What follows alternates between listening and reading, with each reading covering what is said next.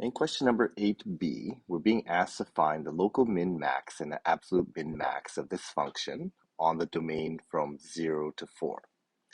So to do that, we need to find the derivative. So differentiating this, I get f prime of x using the product rule, 2x, x minus 3 to the power 2 over 3, plus x squared, and this becomes coefficient 2/3, and then I'm going to subtract 1 from the exponent. I get power negative 1/3.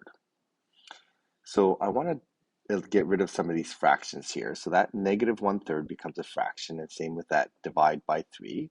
So what I want to do is I want to get rid of that with a times by 3 and a times by x minus 3 to the positive 1/3.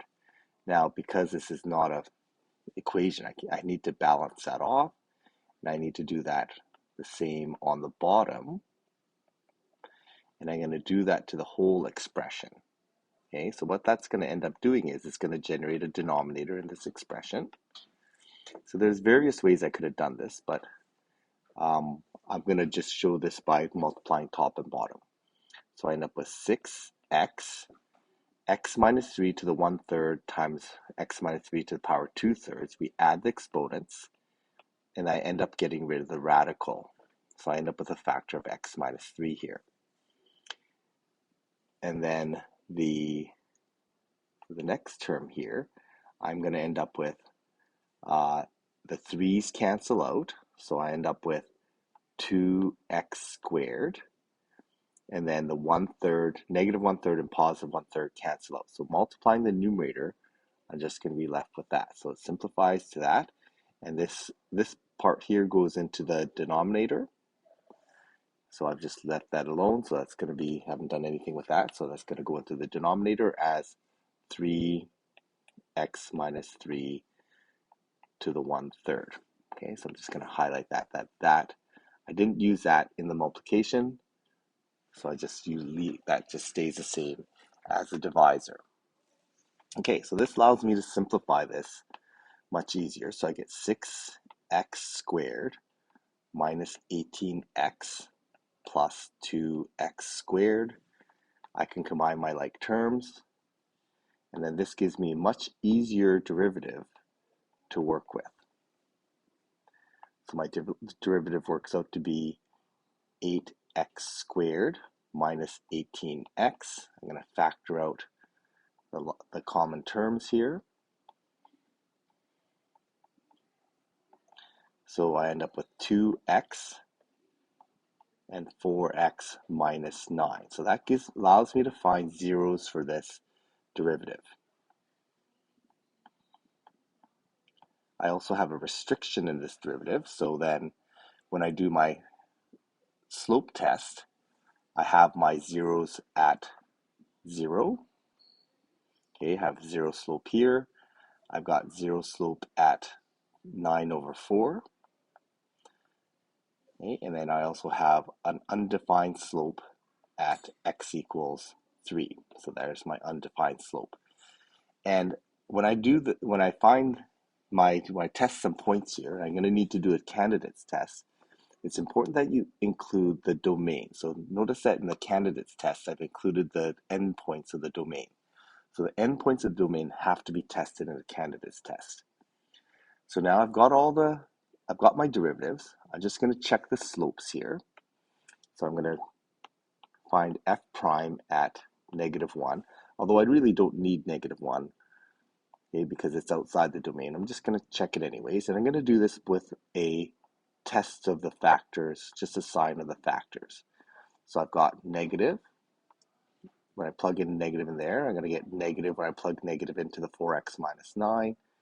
And when I plug negative into that bracket and take the cube root, I get a negative.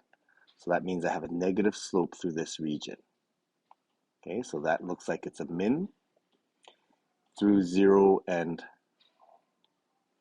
2 1/4. I'm going to test my slope at x equals 1. And again, I'm going to do just a sign test here. that's going to be positive. When I plug it in, that's going to be negative. When I plug in 1 into the denominator there, I'm going to get negative. So I get negative to double negatives. So that means that's going to be a positive slope through this section here. So that's a positive slope. It's going to go up like that. That's a max. Just to test the other side of that. So I'm going to test 2.5. So I plug 2.5 in, I get plus. 2.5 times 4 is 10, so I get plus here. 2.5 minus 3 is negative, so I get negative here. So that's a negative slope through this section here. Okay, so that looks like that was a max. And then I have an undefined slope, so I need to test my slope. I'm going to use the endpoint of 4 to test my slope. So f prime of 4.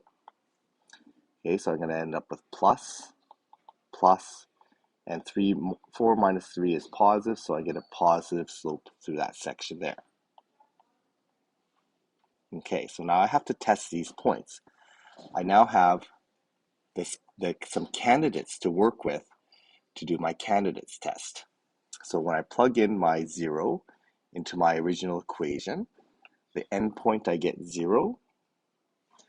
When I plug in 0 into the other part here, I get 0 squared, so that's going to be 0 as well. So x equals 4. Sorry, I'm going to plug in 4 into that. 6. So I plug in 4 into there, I get 16 times 4 minus 3 is 1. 1 to any power is 1, so I end up with 16 as the y coordinate when x is 4. Okay, so it looks like it's going up to that point. That's probably a max, a local max, or an absolute max. So there's some other candidates I have to test here. I have to test when x is 9 over 4. And I have to test when x is 3 is my candidate. So I'm going to plug in 3 into my equation. So I get 9. And then 3 minus 3 is 0. So that's going to be another 0 point. Okay, so that's a local min at 0. It looks like the absolute min and local mins are going to be at 0. I'm going to have 2 of them at 0 and 3. And then when I plug in 9 over 4 into that equation, that's going to be a little bit harder to plug in. So I'm going to just show some work for that. 9 over 4 becomes 81 over 16. And then 9 over 4 minus 3. So 9 over 4 minus 12 over 3 gives me negative 3 over 4. And that's to the power 2/3. That's pretty messy, so we're going to just type that into our calculator, and we get 4.179. So 4.179 represents a local max. Okay, so that's I'm going to label these. So there's my local max. Okay, this is my absolute max. This is a local and absolute. This is both local and absolute min, because we have actually 2 of them. So these are both, well, technically they're both absolute minimums. Okay, so those are the low parts on the graph.